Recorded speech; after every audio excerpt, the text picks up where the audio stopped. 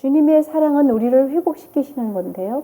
첫 번째 회복시키는 이유 중에 하나는 주님께서 사랑을 갖고 계시고 본질이 사랑이시기 때문에 그 사랑을 우리에게 나눠주시기를 원하시는 겁니다. 대부분 나를 사랑하느냐라고 물으실 때는 상대방의 사랑이 있기 때문에 묻는 거라는 얘기시죠. 그러니까 예수님께서 베드로를 너무 사랑하시는 거예요. 사랑하시니까 오늘 3번이나 정말 나를 사랑하냐고 묻는 겁니다. 베드로는 많이 당황했을 거예요. 왜냐하면 예수님께서 이 땅에 같이 공생기간에 처음부터 같이 행했던 베드로였고 또 주님께서 이적과 기적과 표적을 나타내셨을 때에 베드로도 또 함께 동참을 했었던 그런 모든 이들 가운데 주님께서 다시 십자가를 지시고 하늘에 가사 성령을 내려주신다라고 약속까지 했었고 그런 베드로인데도 불구하고 오늘 무슨 일 때문에 예수님께서 베드로에게 이렇게 3번이나 거듭해서 내가 나를 진정 사랑하느냐고 물으시는지 저와 여러분들이 깨달아가는 그런 시간 되시기를 바랍니다. 주님이 우리를 사랑을 회복시키는데 특별히 오늘 베드로에게 그 사랑을 회복시키는 장면이 나오는 겁니다. 요한복음 13장 34절에서 35절에 보면은요. 새 계명을 너희에게 주노니 서로 사랑하라. 내가 너희를 사랑한 것 같이 너희도 서로 사랑하라고 말씀하셨습니다. 사랑은 하나님께서 그렇게 우리에게 약속을 하시는 거예요. 이 말씀은 언제 하셨냐면요. 마지막 정말로 그 고난의 잔을 마시기 전에 그 전에 주님께서 그렇게 사랑을 하라고 말씀을 하시는 거예요.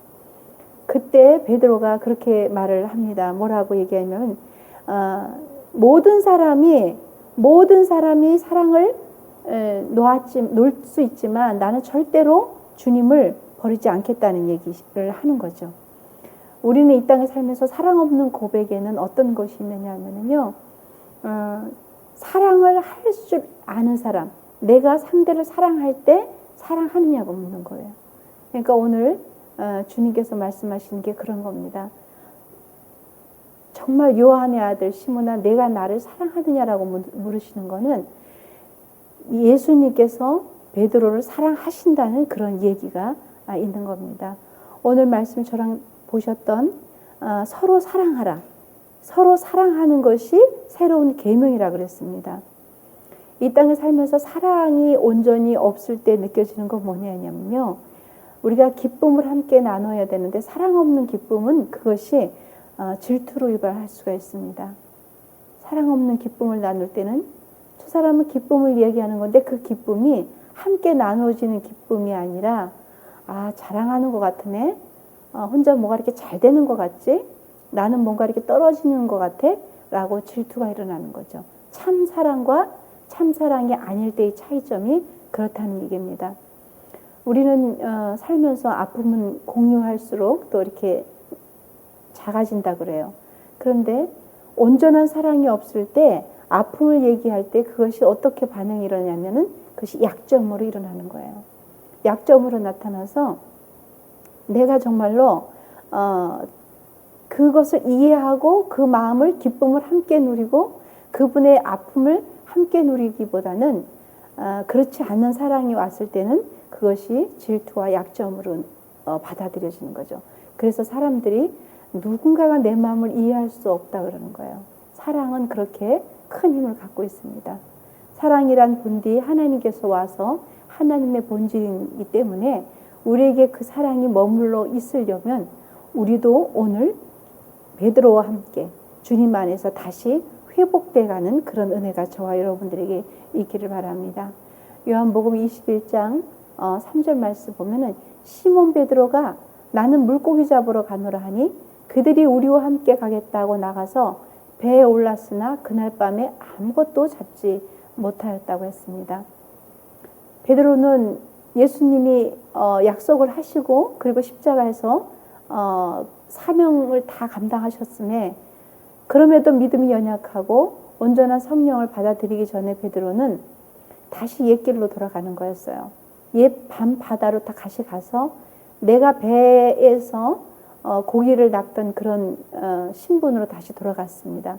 그런데 혼자 간 것이 아니라 같이 있었던 예수님의 제자들도 그 밤에 같이 바닷가로 가게 된 겁니다.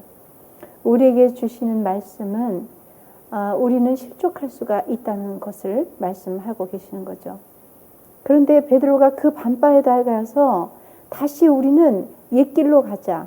그 밤에 올랐는데 한 마리도 잡지 못했습니다.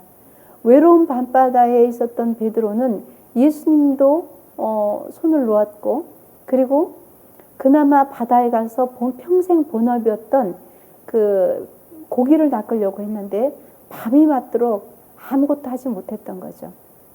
그 늦은 밤, 깜깜한 밤의 외로움은 베드로에게 엄청난 것으로 다가왔을 겁니다. 저와 여러분들에게 밤바다는 언제입니까? 저와 여러분들에게 외로운 주님의 손을 놓았고, 그래서 주님의 손을 잠시라도 놓았던 그 어둠의 터널은 언제였습니까? 누구에게나 그런 시절은 있고 또 살면서 그런 일들은 있습니다. 그러니 오늘 베드로와 제자들은 허탄한 마음으로, 좌절된 마음으로, 실패했던 마음으로 그 밤바다에 가서 밤이 맞도록 고기를 낚았으나 한 마리도 낚지 못했던 그런 외로운 밤바다가 베드로에게, 그 제자들에게 주었던 그런 그 마음의 고통과 그 외로움을 우리도 느끼는, 이 삶을 살아가면서 동일하게 느끼는 우리의 삶의 현장일 수도 있습니다. 살아가면서 우리가 민노라 하면서도 외로울 때 있고요. 그리고 뭔가 내가 하나님과 교통이 끊어진 것 같고, 하나님과의 소통과 또 내가 기도하고 하나님께 약속받았던 것들이 현실로 이루어지지 않으니 또 다시 옛길로 돌아갈 수도 있다는 것을 오늘 베드로를 통해서 우리에게 들려주시는 겁니다. 근데 여기서 우리가 특이한 거 하나 발견할 점은, 내가 실족하고 내가 시험이 들고 내가 뭔가 일이 안 되려고 했을 때 느껴지는 것은 나 혼자만이 느끼는 게 아니라 동일하게 느끼는 사람과의 사이클이 맞아서 그 사람들도 같이 동행을 한다는 거죠. 그러니까 내가 믿음이 연약해서 믿음에서 좀 떨어질 때, 그리고 외로울 때, 그리고 고독할 때, 혼자라고 느꼈을 때 나만 그럴 것 같은데 미묘한 그 우리의 그 마음의 그 통로는 나랑 비슷한 사람들끼리의 만남이 또 이어지는 거죠. 그래서 우리가 오늘 이 말씀을 통해서도 깨달아야 될 것은 성령 충만한 사람들과 함께 또 동행하시길 예수님을 축원합니다. 기도하는 사람들, 나를 손잡아주고 함께 동역해주고 함께 끌어가지고 함께라서 우리가 행복해질 수 있는 그러한 믿음의 사람들과 함께 가시기를 바랍니다. 그렇지 않을 때 우리는 다시 옛길로 돌아갈 수가 있다는 겁니다. 옛길로 돌아가는 게 베드로도 이렇게 시호권을 저와 여러분들에게 하나님이 오늘 주시는 말씀입니다. 시대가 지금 이렇고 시절이 이렇고 환경이 이렇고 물질이 그렇고 아이 문제가 있고 모든 것들이 있을 때 우리는 다시 옛길로 돌아가는 습성이 있습니다. 우리가 아이들이 유치원에 가서 선생님들이 가르치죠. 하트를 하고 엄마 아빠 사랑해요 하고 어버이날 이렇게 뭐 카네이션에도 가지고 옵니다. 유치원 다니는 아이들이 사랑의 본질은 그렇게 알지를 못할 거잖아요. 그럼에도 불구하고 집에 와서 엄마 아빠 사랑해요 라고 말을 하면 엄마 아빠가 그렇게 행복한 거예요. 정말 행복한 거예요. 사랑이라는 단어는 사람을 변화시키기도 하고 치유시키는 놀라운 은혜가 있습니다. 제가 처음에 목회를 시작했을 때에 사랑합니다라는 이야기를 많이 했어요. 처음에 우리 여러분들 다 함께 그것이 좀 어색했었죠. 정말 목사님이 나를 사랑하는지. 근데 정말 그것을 계속 끊임없이 훈련을 시켰더니 그 언어 속에 생명이 있는 거죠. 언어 속에 생명이 있으므로 그 사랑한다는 표현이 정말로 자존감도 회복시키시고, 그리고 하나님의 특별한 하나님이 선택한 백성이고 그런 왕 같은 제사장이라는 그런 것들이 우리 안에 오는 겁니다. 참 그런데 오랜 시간이 걸린다는 걸 저도 알았어요. 제가 주 예수 이름으로 사랑합니다. 그리고 권사님도 사랑합니다. 집사님 사랑합니다. 그 사랑한다는 표현이 처음에 어색하다는 것을 저는 알았습니다. 그리고 우리는 마음이 아프면 마음이 말을 안 하면 몸이 말을 하듯이 제가 이렇게 가서 여성들에게는 저도 여자 목사니까 사랑한다고 안아줄 때 뒤로 이렇게 빼시는 분들도 많았습니다. 그것이 뭐냐면 사랑의 본질이 예수님이라는 것을 우리가 알매도 불구하고 오늘 베드로가 밤바다에서 방황했던 것은 주님의 진정한 사랑을 그 안에서 느끼고 함께 했었다면 아마 외로운 밤바다에서 방황하진 않았을 것 같습니다. 저와 여러분들도 그런 일에 다시금 뒤돌아가는 일이 없기를 바랍니다. 요한복음 13장 36절에서 38절 말씀 보면 이런 말씀이 있습니다. 시몬 베드로가 이르되 주여 어디로 가시나이까?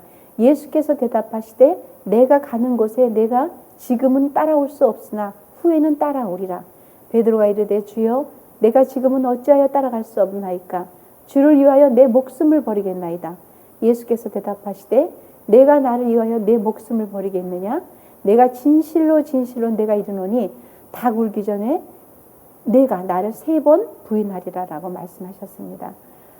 이랬던 베드로였어요. 주님이 죽으신다면 그 길을 내가 따라갈 것이고 주님이 거기 계신다면 저는 끝까지 주님을 배신하지 않겠다고 오늘 그렇게 고백을 했던 베드로였습니다. 그런 베드로가 이 밤에 외로운 바다에서 고기 한 마리 낚지 못하고 그런 그 현장에 있었던 겁니다.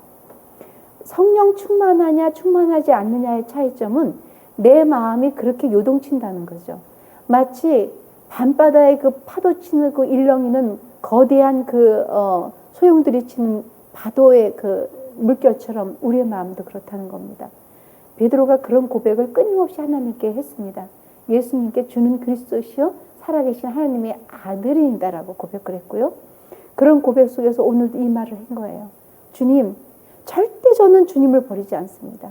주님께서 말씀하시기를 닭이 3번 울기 전에 너는 나를 모른다고 할 것이다. 그 일이 현실로 일어났습니다. 요한복음 21장 6절에서 7절 말씀 보면은요. 이르시되 주님이 나타나셔서인지 말씀하시는 거예요. 그물을 배 오른편에 던지라 그리하면 잡으리라 하시니 이에 던졌더니 물고기가 많아 그물을 둘 수 없더라. 예수께서 사랑하시는 그 제자가 베드로에게 이르되 주님이시라 하니 시몬 베드로가 벗고 있다가 주님이라는 말을 듣고 겉옷을 두르매 바다로 뛰어내리더라. 그 어두컴컴한 절벽 같은 밤바다에 희망이 없고 고독했던 베드로에게 주님이 나타나셔서 깊은 데에 그물을 던지라고 명령하십니다. 이 보면은 베드로는 평생 바다에서 있었던 사람이고 예수님은 목수의 일을 하셨던 예수님이셨습니다. 그럼에도 불구하고 주님이 깊은 데로 가서 물고기를 던지라니 물고기가 가득 그물에 차서 넘친 겁니다. 153마리가 가득 넘쳤어요. 배의 크기만큼 잡혔던 것 같습니다. 우리가 희망을 놓았고 하나님 앞에 다시금 사랑이 회복되기 위해서 주님은 우리에게 실패한 그 현장에 나타나서 우리로 하여금 다시금 회복을 시키시는 장면이 오늘 이 장면인 겁니다. 우리는 끊임없이 넘어질 수밖에 없고요. 그리고 끊임없이 우리는 좌절할 수 있습니다. 환경이 주는 어려움에 너무나 쉽게 넘어지기 쉽고요. 그러면 우리에게 주님은 나타나셔서 방황하는 베드로에게 야단을 치신 것이 아니라 깊은 곳에 가서 그물을 내려보거라 라고 얘기하시는 겁니다. 답을 주시는 겁니다. 주님의 사랑은 그렇게 끊임없이 우리를 회복시키시는 거예요. 깊은 데로 가서 바다에 던졌더니 그물이 가득 찰 정도로 그 현상은 우리에게 하나님이 어떤 말씀을 주시고자 하냐면 회복이 돼야 되는 건데 그것은 주님이 계셔야만 문제가 해결돼야 되는 겁니다. 주님이 반드시 계셔야만 문제가 해결되는 거예요. 평생 뱃사람을 했었던 베드로와 그의 친구들이 밤이 맞도록 하나도 낚지 못했는데 주님은 그 현장에 나타나서 말씀을 하셨고 그 말씀에 순종했더니 그물이 찢어지도록 고기가 낚여지는 겁니다. 저와 여러분들의 빈 마음 그리고 외로움, 허전함 그런 것들이 왜 없겠습니까? 살다가 보면은 그런 일들이 오늘도 있을 수 있고 내일도 있을 수 있고, 그럼에도 주님은 우리에게 계속적인 사랑을 나타내 주시는 거예요. 끊임없는 사랑을 부여해 주시는 겁니다. 그리고 그 현장에 어김없이 나타나셔서 우리로 하여금 방향 제시를 해 주시는 겁니다. 그래 방향 제시를 해 주시면서 풍성함을 주시는데, 어떤 풍성함을 주시냐면은 우리로 하여금 다시금 회복시켜 주시는 은혜가 있습니다. 주님 사랑은 우리에게 그렇게 큰 은혜를 주시는 거예요. 베드로는 3번 닭이 울기 전에 예수님을 부인했을 때 얼마나 많은 아픔이 있었고 죄책감이 있었고, 그리고 그 안에 자기 자신을 용서하지 못하는 그런 마음도 있었겠습니까? 그런 베드로에게 주님 오늘 오셔서 3번 물어보시는 거예요. 요한의 아들 시몬아, 내가 정말 나를 사랑하느냐? 예수님이 요한의 아들 시몬을 이름을 베드로로 바꿔주셨는데, 오늘 이상하게도 이 현장에 나타나서 옛날 이름을 불러주신 거예요. 옛날에 시몬이었던 너 그럴 수 있어. 그런데 이제 네가 정말 나를 사랑하니?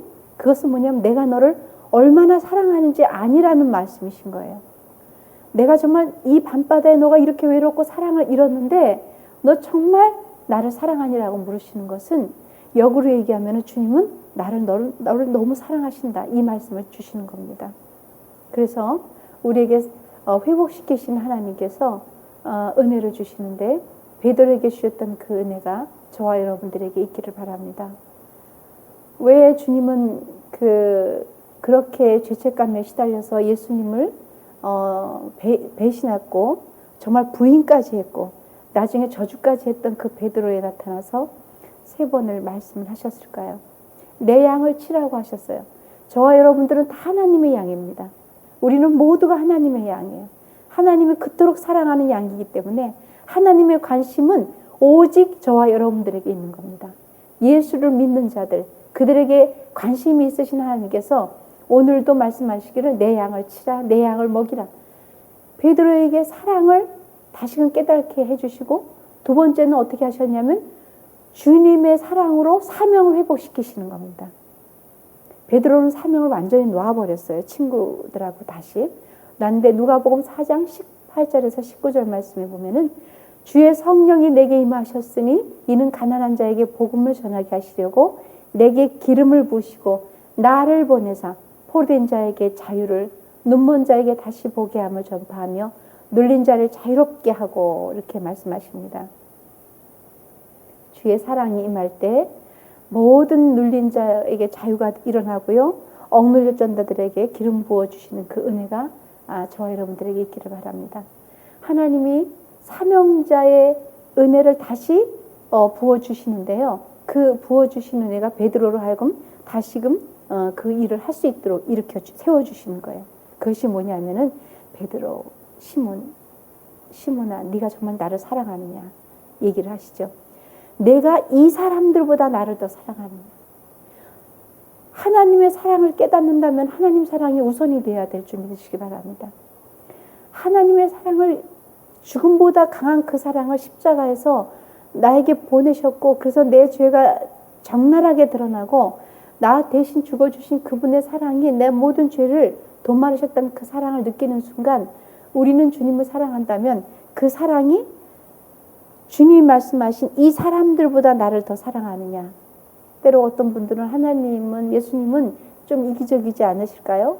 우리를 사랑하신다고 하시면서, 그런데 오늘 이 본문에 말씀하시는 이 사람들보다 나를 더 사랑하느냐라고 물으시는 것은 회복시키려는 하나님의 의도인데, 그 회복은 뭐냐 하면 이런 겁니다. 다시 하나님의 사명을 회복시키시는 거예요. 주님의 사랑을 깨닫는 베드로가 말씀을 하는 거죠. 이 사람들보다 나를 더 사랑하느냐 할 때, 그렇습니다 주님. 제가 주님을 사랑하시는 줄 아십니다. 베드로가 얼마나 그 말을 표현을 하나님께 드릴 때 너무 마음이 아팠을 거 아닙니까? 3번을 부인했던 건 누구보다도 다 잘 알고요. 그래서 주님 손을 놓고 이 밤바다에 와서 너무나 쓸쓸하고 외롭게 있었는데 주님이 오셔서 네가 이 사람들보다 나를 더 사랑하느냐? 주님 아십니다. 그 대답이 이 깊은 곳에서 흘러나오지 않을 수도 있었을 거예요.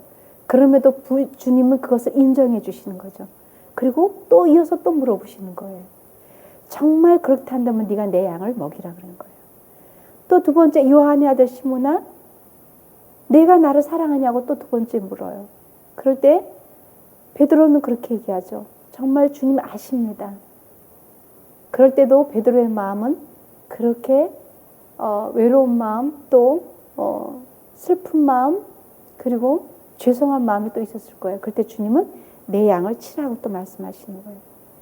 세 번째 또 물어보셨을 때 베드로는 정말 난감했을 거예요. 정말 힘들었을 겁니다.